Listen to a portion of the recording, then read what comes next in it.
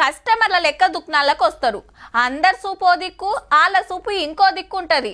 ఏడేడ తాళాలు ఉన్నాయి, ఎటుకెళ్ళి ఎటు పోవాలి, ఏడ సెక్యూరిటీ ఉన్నారు, ఏం టైంకు మందు పెడుతున్నారు, చుట్టుముట్టు ఏమున్నాయి, ఇట్లా అన్ని చెకింగ్ చేసుకుంటారు. అర్ధమరాత్రి దాటినాక మెల్లగా వస్తారు. ఏటీఎంల కాంచెల్లి బంగారు దుకాణాల దాకా దేనికి సూటు పెట్టినా కూలి పడొచ్చు పడకపోవచ్చు, కానీ గీళ్ళకైతే పక్కా పో.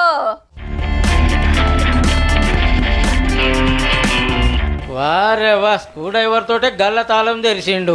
రెండిట్ల పుణుకులైనా ఏం దొరకలే. ఇటొచ్చి 2 గల్లల నోట్లు డబ్బాల చిల్లర చదురుకుండు. పరదలు మంచిగా పడ్డాయన్న సంబరంలో 3 కోటర్లు పట్టుకొని పరారు. రంగారెడ్డి జిల్లా చేవెళ్ల వైన్స్ లో 3 కలిసి గోడకు పొక్కబెట్టి 4,38,000 ఉడిచిండ్రు. కానీ సిన్సియర్ దొంగలబ్బా, మనిషికో కోటర్ మాత్రమే పట్టుకపోయిండ్రు. ఈ ఇల్లు వరంగల్ జిల్లా పర్వతగిరి పనిమంతులు. ఒకడు మంచి మంచి బ్రాండ్ల మందు తీస్తుంటే ఇంకోడు మందు చిల్లర పొట్టు జేబులు వేసుకున్నాడు.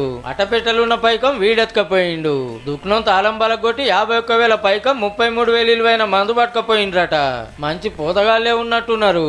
ఇంకేడైనా పడతలు పడవచ్చు పడకపోవచ్చు. వైన్సులు అయితే పైకం, లేదంటే మందు, టైం కలిసి వస్తే 2. రాత్రిపూట జర సెక్యూరిటీ గట్టిగా పెట్టుకోర్రే అన్నలు.